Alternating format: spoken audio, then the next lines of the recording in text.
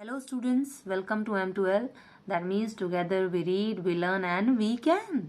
तो आज हम आपका जो CBSE का टर्म 2 का सामाजिक विज्ञान का कक्षा 10 का सैम्पल पेपर जो CBSE ने इशू किया है, आज हम उसे डिस्कस करने वाले हैं। तो इसका पैटर्न भी देख लेंगे और इसके क्वेश्चंस भी। इसमें आपको 2 घंटे का समय मिलेगा और आपके 40 नंबर का पेपर होने वाला है ये। तो इसके इंस्ट्रक्शंस जो सामान्य निर्देश दिए गए हैं वो भी देख लेते हैं। ये निर्देश हम इस प्रश्न पत्र में, ये वाले क्वेश्चन पेपर में हम पढ़ लेते हैं। आगे जब हम नेक्स्ट क्वेश्चन पेपर्स जो डिस्कस करेंगे उनमें हम दोबारा इंस्ट्रक्शंस को नहीं पढ़ेंगे, तो एक बार गो थ्रू हो जाते हैं, एक बार पढ़ लेते हैं। ये प्रश्न 5 खंडों A, B, C, D, E में बांटा गया है, यानी कि इस क्वेश्चन पेपर में आपके पास 5 पार्ट होंगे, A, B, C, D और E। सभी प्रश्न अनिवार्य हैं, यानी कि सारे क्वेश्चन करने जरूरी हैं आपको।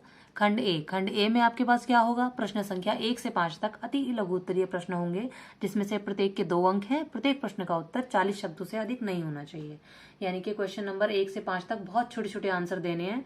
उसमें से हर एक क्वेश्चन 2 नंबर का होगा और हर एक प्रश्न का उत्तर 40 शब्दों से ज्यादा नहीं देना है।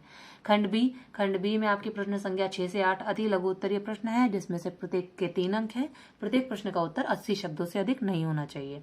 इसी तरह से खंड बी में आपके क्वेश्चन नंबर 6 से लेकर क्वेश्चन नंबर 8 आएंगे, जिसमें आपको शॉर्ट आंसर यानी कि लघु उत्तरीय प्रश्न देने हैं। तो हर एक क्वेश्चन इसमें 3 नंबर का होगा और आपको हर एक प्रश्न का उत्तर 80 शब्दों से ज्यादा नहीं देना है। खंड सी आपका है प्रश्न संख्या 9 और 10, जो दीर्घ उत्तरीय प्रश्न है। इसमें हर एक क्वेश्चन 5 नंबर का होगा और आपको हर एक प्रश्न का उत्तर 120 शब्दों से ज्यादा नहीं देना है। खंड डी आपका प्रश्न संख्या 11 और 12, जो केस आधारित प्रश्न होंगे, यानी कि इसमें आपको एक कुछ स्टैंजा, पैराग्राफ कुछ दिया जाएगा, उसके आधार पर आपको प्रश्न का जवाब देना है। खंड ई में आपके प्रश्न संख्या 13 है, जो कि नक्शा से आधारित है, यानी कि इसमें आपको मानचित्र भरना है। इसमें 2 भाग आएंगे, 3 नंबर के होंगे। इतिहास से 13.1 यानी कि जो 1 नंबर का है, और भूगोल से 13.2 जो कि 2 नंबर का होगा।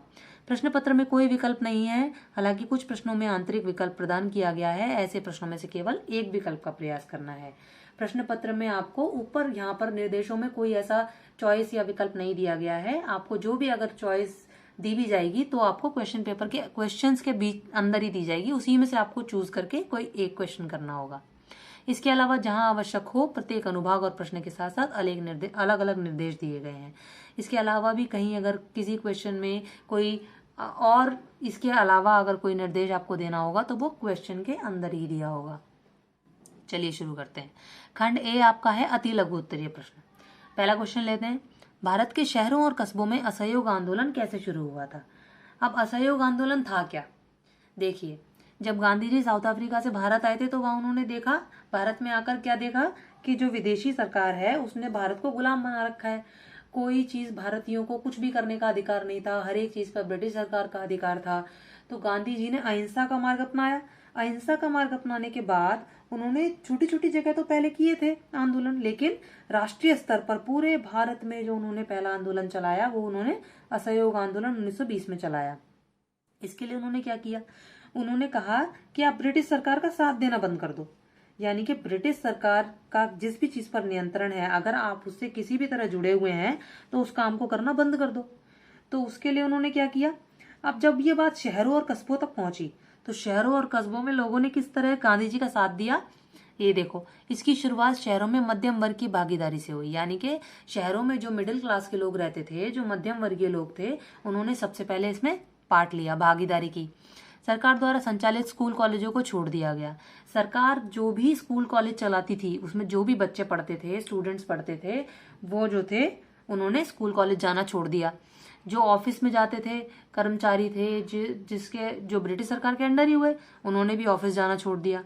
वकीलों ने अभ्यास छोड़ दिया, यानी कि जो लॉयर थे, जो वकील थे, जो कोर्ट में केस लड़ा करते थे, और जो सरकारी वकील थे, एक होता है ना सरकारी वकील होते हैं, तो सरकार कौन सी थी? ब्रिटिश सरकार थी। अब उनको साथ नहीं देना था, असहयोग करना था, तो उन्होंने भी अभ्यास करना छोड़ दिया, उन्होंने वकालत करनी छोड़ दी।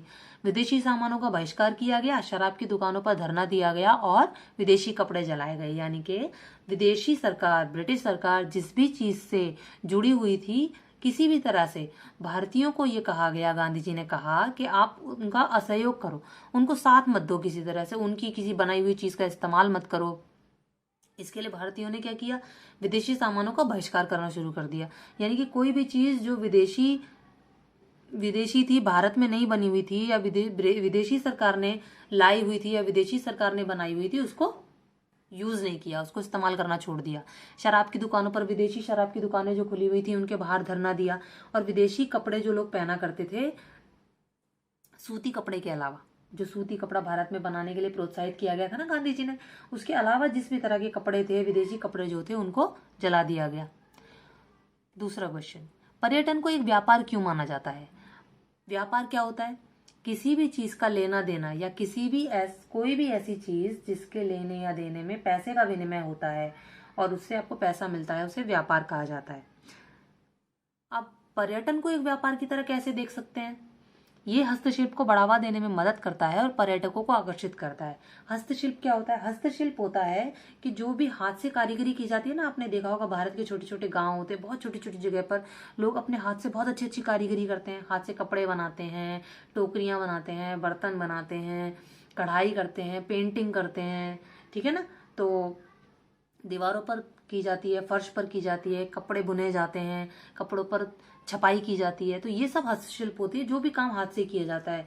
और वो जब फेमस हो जाता है, बहुत ही ज्यादा काम करने लगता है, बहुत लोगों की नजरों में आने लगता है, और उससे आकर्षित होकर बाहर से, विदेशों से जब लोग इंडिया आते हैं, भारत आते हैं और उसे खरीदते हैं, उसे देखते हैं, तो इससे क्या होता है? भारत को पैसा मिलता है ना। जब खरीदा जाता है तो विदेशी पैसा देते हैं इन चीजों को खरीदने के लिए, तो उससे क्या होता है? भारत को फायदा होता है।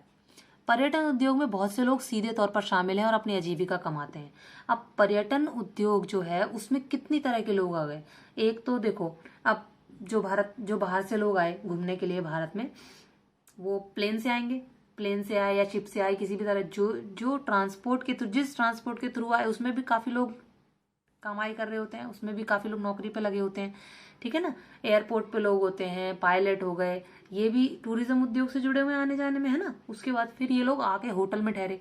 अब होटल मैनेजमेंट वाले हैं, होटल में ठहराएंगे, इनका पूरा आदर सत्कार किया जाता है। तो होटल इंडस्ट्री में जितने भी लोग जुड़े हुए हैं उनकी भी कमाई होती है। तो ये लोग किसी ना किसी तरह से भारत के राजस्व में अपना योगदान देते हैं, क्योंकि किसी ना किसी तरह से टैक्स के थ्रू चाहे पैसा भारत के पास ही आता है। तो उसमें पर्यटन में जितने ज्यादा टूरिस्ट इंडिया आते हैं घूमने के लिए, देखने के लिए, रहने के लिए, ठहरने के लिए, उसमें भारत को फायदा होता है। भारत में medical tourism, eco tourism, adventure tourism और बिजनेस टूरिज्म भारत के राजस्व को बढ़ाने में मदद करता है। अब कितनी तरह का टूरिज्म होता है? मेडिकल टूरिज्म क्या होता है? जब भारत में किसी भी तरह का स्वास्थ्य से संबंधी कोई कार्यशाला होती है, कोई वर्कशॉप होती है, कोई मीटिंग होती है, तो उसमें भाग लेने के लिए विदेशों से भी लोग आते हैं। इको टूरिज्म यानी कि अर्थव्यवस्था से रिलेटेड कोई मीटिंग हुई तो भारत से बाहर के लोग भी आते हैं। जैसे मंत्रालय की मीटिंग होती है तो भारत के विदेश मंत्री, भारत के जो हमारी भारत की वित्त मंत्री होती है, ऐसी मीटिंग्स होती हैं, तो उस मीटिंग्स को अटेंड करने के लिए बाहर से भी लोग आते हैं। एडवेंचर टूरिज्म, इतने सारे एडवेंचर स्पोर्ट्स होते हैं। आपने ऋषिकेश में, हरिद्वार में, पहाड़ों में देखा होगा, स्कीइंग होती है, माउंटेन बाइकिंग होती है, बोटिंग होती है। तो ये सब करने के लिए भी आकर्षित होकर बाहर से लोग आते हैं, टूरिस्ट आते हैं बहुत सारे। बिजनेस टूरिज्म, जब बिजनेस के काम से बाहर के लोग इंडिया आते हैं, तो किसी भी तरह से जब वो आते हैं, आने जाने में जो पैसा खर्च, आने में जो पैसा खर्च करते हैं, यहाँ पर जो पैसा खर्च करते हैं, किसी भी तरह से डायरेक्टली या इनडायरेक्टली जो भारत में निवेश करते हैं, वो पर्यटन के थ्रू उसको एक तरह से व्यापार बन जाता है और इंडिया को, भारत को, राजस्व को बढ़ावा मिलता है। पर्यटन राष्ट्रीय एकता को भी बढ़ावा देता है। अब पर्यटन में क्या होता है? जब बाहर के लोग आकर्षित होकर इंडिया में आएंगे, इंडिया की तारीफ करेंगे, भारत की संस्कृति, भारत के जो रीति रिवाज हैं उससे आकर्षित होते हैं, तो इंडिया के बारे में सब जगह जो होते हैं वो बताते हैं लोगों को। तो पर्यटन, अब जितना ज़्यादा पर्यटन इंडिया में पर्यटन किया जाएगा, भारत में जितनी ज़्यादा चीज़ों को देखा जाएगा, तो जो यात्री हैं वो उतने ज़्यादा आकर्षित होंगे। तो आकर्षित होने से राष्ट्रीय एकता को बढ़ावा मिलता है। तो भारत और दूसरे देश जो होते हैं उनके बीच में संबंध जो है वो मजबूत हो जाते हैं। क्वेश्चन नंबर 3, एक दल और दो दलीय व्यवस्था में अंतर स्पष्ट कीजिए। अब देखो नाम से पता चल रहा है ना, एक दल और दो दल के बारे में हमें डिफरेंस बताना है, अंतर बताना है। तो एक दलीय प्रणाली क्या होती है? जिन देशों में केवल एक पार्टी को सरकार चलाने की अनुमति होती है, यह लोकतांत्रिक नहीं है। उदाहरण चीनी कम्युनिस्ट पार्टी। यानी कि जिन देशों में केवल एक ही पार्टी होती है, लोकतांत्रिक नहीं है, मतलब वहां पर चुनाव लड़ने का, वोट देने का किसी को अधिकार नहीं होता। जैसे चीनी कम्युनिस्ट पार्टी है, जैसे चाइना हो गया, चाइना में एक ही पार्टी है, उसी पार्टी के सदस्य जो होंगे या उसी पार्टी का जो नेता होगा वही नेता बनेगा, वही चाइना के देश को चलाएगा। वहां पर कोई वोटिंग करने का या किसी तरह का चुनाव लड़ने का, किसी भी तरीके की लोकतांत्रिक व्यवस्था को बढ़ावा नहीं दिया गया है। दो दलीय प्रणाली में वह देश जहां सत्ता आमतौर पर दो पार्टियों के बीच बदलती रहती है, ये लोकतांत्रिक होती है। उदाहरण यूएसए और यूके। भारत भी लोकतांत्रिक है, भारत भी दो दलीय प्रणाली है, दो से ज़्यादा। हमारे यहाँ तो खैर बहुत सारे राजनीतिक दल हैं, लेकिन जैसे यूएसए और यूके का हमें एग्जाम्पल यहाँ दिया गया है, जहाँ पर देश में सत्ता जो है वो आमतौर पर दो पार्टियों के बीच में बदलती रहती है। कभी इस पार्टी से नेता बनेगा या कभी उस पार्टी से नेता बनेगा, लेकिन जिसे जनता चुनती है, तो इसको कहा जाता है कि ये लोकतांत्रिक है। एक दलीय प्रणाली लोकतांत्रिक नहीं होती है। क्वेश्चन नंबर 4, भारतीय रिजर्व बैंक की भूमिका का उल्लेख करिए। अब भारतीय रिजर्व बैंक आप जानते हो, भारतीय रिजर्व बैंक जो होता है वो सबसे बड़ा बैंक होता है। अब यहाँ पॉइंट वाइज हम पढ़ते हैं इसको। ये भारत के शीर्ष बैंकिंग पदानुक्रम में शीर्ष स्थान रखता है, यानी कि भारत में जितने भी बैंक हैं ये सबसे ऊपर आता है उनमें। यानी कि समझ लो कि जितने भी बैंक्स हैं इंडिया में उन सबका बॉस है ये। तो सारे बैंक्स जो हैं वो इसके अंडर काम करते हैं। ये सरकार की ओर से करेंसी नोट जारी करने का प्रभारी होता है। प्रभारी होने का मतलब होता है जिम्मेदार होना, यानी कि भारत में जो भी नोट छपेंगे, जितने का भी नोट छपेगा, जितना भी नोट छपेगा, उसके लिए जिम्मेदार कौन है? Reserve bank of India. ये सरकार के बैंकर और वित्तीय सलाहकार के रूप में कार्य करता है। यानी कि अब आपको पता है कि एक तो जैसे कि कोई इंसान गया बैंक में जाकर वो लोन लेकर आया, तो इसी तरह से सरकार भी लोन देती है और लेती है। दूसरे देशों को भी लोन दिया और लिया जाता है, वहाँ से पैसा लिया और दिया जाता है, उधार लिया जाता है। तो चाहे जो सरकार है वो अपने मंत्रालय में लोन मतलब पैसा दे या फिर दूसरे देशों को उधार दे, वो कैसे उधार देना है, कितने टाइम के लिए उधार देना है, किस तरीके से उधार देना है, ये सारा का सारा जिम्मेदारी इसमें जो सरकार को सलाह देता है वो रिजर्व बैंक देता है। यह देश की मौद्रिक नीति के निर्माण के लिए जिम्मेदार है।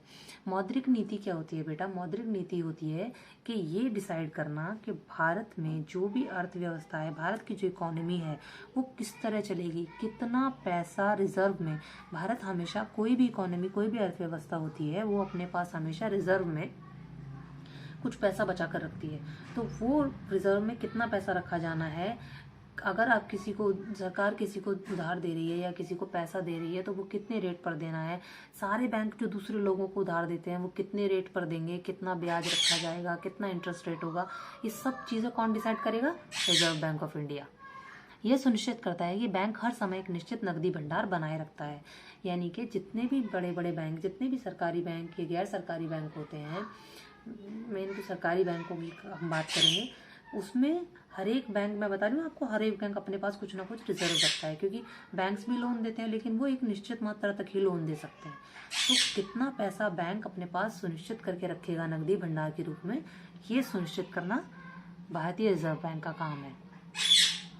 क्वेश्चन नंबर 5 में आपको देखो तालिका दी हुई है, इसमें हम डेटा पढ़ने के लिए उसने बोला है। पहले तो हम डेटा पढ़ते हैं। भारत में तैयार स्टील का कुल उत्पादन वर्ष, यानी कि भारत में जितना भी स्टील तैयार हुआ उसमें वर्ष दिया हुआ है और उसने उत्पादन कितना हुआ मिलियन टन में वो दिया हुआ है। तो 2015-16 में 106.60 मिलियन टन, 2016-17 में 120.14 मिलियन टन, 2017-18 में 126.85 मिलियन टन, 2018-19 में 101.29 मिलियन टन और 2019-20 में 102.62 मिलियन टन। और ये डाटा कहाँ से लिया गया है? इस्पात मंत्रालय, भारत सरकार से। तो अब इसमें वो पूछ क्या रहा है?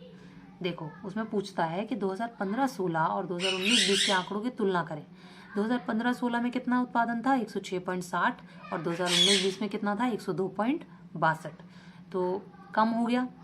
2019-20 में स्टील के उत्पादन की कमी का कोई एक कारण बताइए। अब वो ये पूछ रहा है कि 2015-16 से 2019-20 में जो गिरावट आई स्टील के उत्पादन में वो क्यों आई, क्या कारण हो सकता है?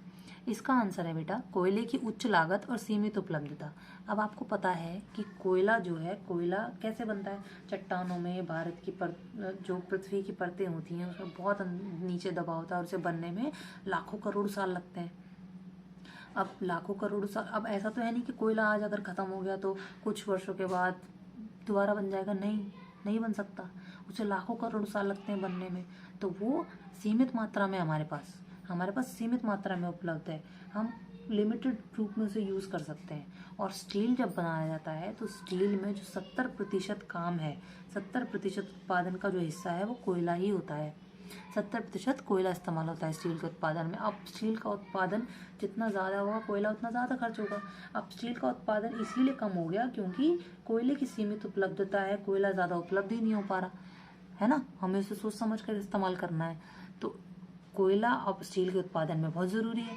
तो इसीलिए जब कोयले की ज़्यादा मात्रा उसमें लगती है और क्योंकि हमारे पास ये सीमित मात्रा में है इसीलिए उसके लिए स्टील का उत्पादन कम होता गया। दूसरा क्वेश्चन, स्टील के उत्पादन और खपत को देश के विकास का सूचकांक क्यों माना जाता है? अब ये पूछ रहा है कि स्टील का उत्पादन कितना हो रहा है और उसका इस्तेमाल, खपत मतलब इस्तेमाल कितना हो रहा है, ये कैसे ये बात को बताएगा कि देश का विकास कितना हो रहा है। देखिए, स्टील अधिकांश भारी उद्योगों का एक मूलभूत घटक है और इसका उत्पादन और खपत देश के औद्योगिकरण के स्तर को दर्शाता है। औद्योगिकरण जितना अधिक होगा देश उतना ही अधिक विकसित होगा। देखो, स्टील के उत्पादन में स्टील क्या होता है, अधिकांश जितने भी भारी भारी उद्योग होते हैं, बड़ी बड़ी चीज़ें जो बनती हैं उनमें बहुत मात्रा में स्टील इस्तेमाल किया जाता है। चाहे वो आपका एरोप्लेन हो, चाहे आपका रॉकेट हो, चाहे फैक्ट्री में लगने वाली बड़ी बड़ी मशीनें हों, स्टील उनमें बहुत मात्रा में इस्तेमाल किया जाता है। अब स्टील जितना ज़्यादा इस्तेमाल होगा उससे क्या पता लगेगा कि हमारे देश में औद्योगिकरण हो रहा है, यानी कि बड़ी बड़ी मिसाइल्स बनेंगी, रॉकेट बनेंगे और हमारे देश में विकास होगा, नई नई चीज़ें बनेंगी, बड़ी बड़ी मशीनें बनेंगी, तो बड़ी बड़ी फैक्ट्रियाँ बनेंगी, तो बड़ी बड़ी चीज़ों को बनने में आगे जाकर हेल्प मिलेगी। अब आपके एरोप्लेन्स बनेंगे, है ना, तो कई चीज़ें जो बनती हैं और उनमें स्टील बहुत मात्रा में इस्तेमाल होता है। तो इससे पता चलता है कि औद्योगिकरण हो रहा है हमारे देश में और औद्योगिकरण जितना अधिक होगा देश उतना ही अधिक विकसित होगा। इसीलिए स्टील के उत्पादन और खपत के बेसिस पे, उसके आधार पर हम ये बता सकते हैं कि देश का विकास किस स्तर पर है। ठीक है, तो आज हमने अति लघु उत्तरीय प्रश्न खत्म कर लिए हैं। अब नेक्स्ट वीडियो में हम लघु उत्तरीय प्रश्न करने वाले हैं, तो उसके लिए हम नेक्स्ट वीडियो में मिलेंगे। तब तक के लिए याद रखिए टुगेदर वी कैन, और हम नेक्स्ट वीडियो में मिलेंगे। तब तक के लिए कीप स्टडिंग।